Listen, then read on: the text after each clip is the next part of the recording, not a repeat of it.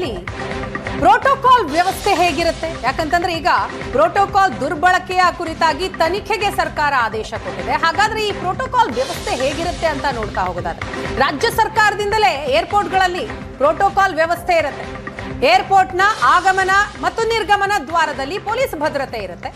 Boarding pass, security check ಸುಲಭ ಆಗಲಿ ಅನ್ನುವಂತಹ ಹಿನ್ನೆಲೆಯಲ್ಲಿ ಫ್ಲೈಟ್ ಹತ್ತೋವರೆಗೂ ವಾಹನ ವ್ಯವಸ್ಥೆ ಇರುತ್ತೆ.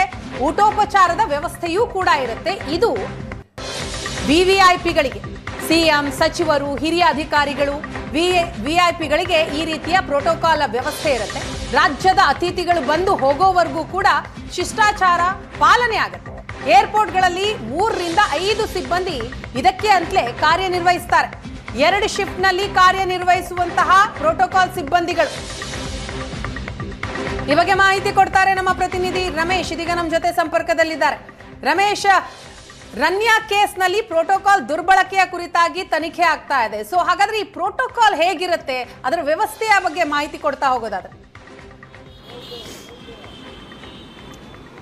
ವೀಣಾ, ಈ ರನ್ಯಾ ರಾವ್ ಅರೆಸ್ಟ್ ಆದ ನಂತರ ಎಲ್ಲ ಒಂದ್ ಕಡೆ ಆಕೆ ತನ್ನ ತಂದೆ ಡಿಜಿಪಿ ಅನ್ನುವಂತ ಕಾರಣಕ್ಕೆ ಆ ಒಂದು ಸಂಪರ್ಕವನ್ನು ಬಳಕೆ ಮಾಡಿಕೊಂಡು ಪ್ರೋಟೋಕಾಲ್ ಅನ್ನ ದುರ್ಬಳಕೆ ಮಾಡ್ಕೊಂಡಿದ್ದಾಳೆ ಅನ್ನುವಂಥದ್ದು ಸ್ಪಷ್ಟವಾಗಿ ಗೊತ್ತಾಗ್ತಿರುವಂತದ್ದು. ಯಾಕೆಂದ್ರೆ ಆಕೆಯನ್ನ ಅರೆಸ್ಟ್ ಮಾಡಿದ ಸಂದರ್ಭದಲ್ಲಿ ಕೂಡ ಕೆಲ ಪೊಲೀಸ್ ಸಿಬ್ಬಂದಿ ಆಕೆಯ ಜೊತೆಗಿದ್ರು, ಮತ್ತೆ ಆಕೆಯನ್ನ ಸೇಫ್ ಆಗಿ ಹೊರಗಡೆ ಕರ್ಕೊಂಡ್ ಬರುವಂತ ಅಥವಾ ಆಕೆಗೆ ಭದ್ರತೆ ಕೊಡುವಂತ ಒಂದಷ್ಟು ಕೆಲಸಗಳಾಗ್ತಾ ಇತ್ತು ಅನ್ನುವಂಥದ್ದು.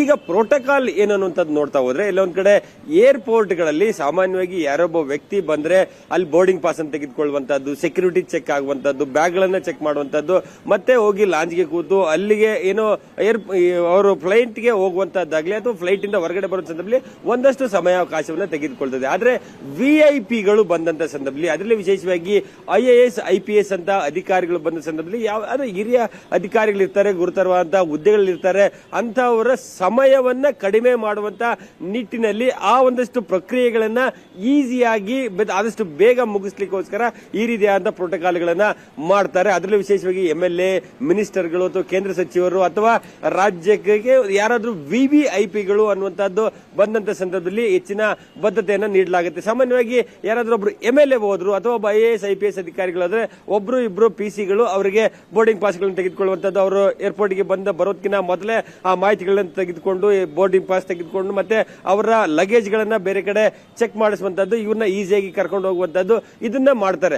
ಅದಕ್ಕಿಂತ ಹೆಚ್ಚಾಗಿ ಸಚಿವರು ಅಥವಾ CM ಆಗಲಿ ಅಥವಾ ಕೇಂದ್ರ ಸಚಿವರು ಮತ್ತೆ ವಿವಿಐಪಿಗಳು ಬಂದ ಸಂದರ್ಭದಲ್ಲಿ ಆ ಸಂಖ್ಯೆ, ಆ ಪ್ರೋಟೋಕಾಲ್ ಸಂಖ್ಯೆ ಹೆಚ್ಚಾಗಿರ್ತದೆ. ಅಂದ್ರೆ ಭದ್ರತೆಯ ಜೊತೆಗೆ ಅವರು ಅಂದ್ರೆ ಏರ್ಪೋರ್ಟ್ ನಲ್ಲಿ ತೆಗೆದುಕೊಳ್ಳುವಂತಹ ಪ್ರಕ್ರಿಯೆಗಳನ್ನ ಒಂದಷ್ಟು ಈಸಿಯೆಸ್ಟ್ ಆಗಿ ಮಾಡುವಂತಹದ್ದೇ ಈ ಶಿಷ್ಟಾಚಾರ ಅನ್ನುವಂಥದ್ದು. ಆದ್ರೆ ಈ ಶಿಷ್ಟಾಚಾರವನ್ನ ಎಲ್ಲ ಒಂದ್ ಕಡೆ ಈ ರನ್ಯಾ ರಾವ್ ದುರ್ಬಳಕೆ ಮಾಡಿಕೊಂಡಿದ್ದಾಳೆ ಅನ್ನುವಂಥದ್ದು ಅವರ ತಂದೆಯ ಹೆಸರಿನಲ್ಲಿ. ನಮಗಿರುವಂತಹ ಮಾಹಿತಿ ಪ್ರಕಾರ ಹಲವು ಬಾರಿ ಅವರ ತಂದೆ ಡಿಜಿಪಿ ಅವರು ಈ ಒಂದು ಶಿಷ್ಟಾಚಾರ ಇರುವಂತ ನೋಡ್ಕೊಳ್ಳುವಂತ ಕೆಲ ಸಿಬ್ಬಂದಿಗಳಿಗೆ ಫೋನ್ ಮಾಡಿ ನನ್ನ ಮಗಳು ಬರ್ತಾಳೆ, ತನಗೇನು ಈ ಒಂದು ಶಿಷ್ಟಾಚಾರ ಸಿಗ್ತಾ ಇತ್ತು ಅಂದ್ರೆ ಪ್ರೋಟೋಕಾಲ್ ಸಿಗ್ತಾ ಇತ್ತು ಅದನ್ನು ಅವಳಿಗೂ ಕೂಡ ಕೊಡಬೇಕು ಅನ್ನುವಂತ ನಿಟ್ಟಿನಲ್ಲಿ ಸೂಚನೆ ಕೂಡ ಕೊಟ್ಟಿದ್ರು ಅನ್ನುವಂಥದ್ದು. ಹಾಗಾಗಿ ಈ ಡಿಜಿಪಿ ಅಂದ್ರೆ ಸೀನಿಯರ್ ಮೋಸ್ಟ್ IPS ಆಫೀಸರ್ ಈ ರೀತಿ ಹೇಳಿದಂತ ಸಂದರ್ಭದಲ್ಲಿ ಆ ಸಿಬ್ಬಂದಿಗಳು ಅದನ್ನ ಫಾಲೋ ಮಾಡಿದ್ದಾರೆ.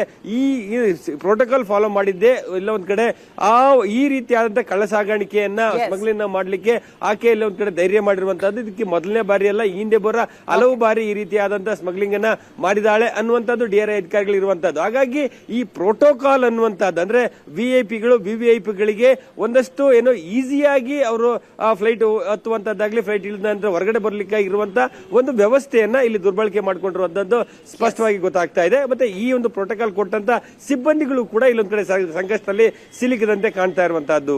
ರಮೇಶ್, ಇನ್ನಷ್ಟು ಮಾಹಿತಿಯನ್ನ ತಮ್ಮಿಂದ ಪಡಿತೀನಿ, ಹಾಗೆ ಸಂಪರ್ಕದಲ್ಲಿ.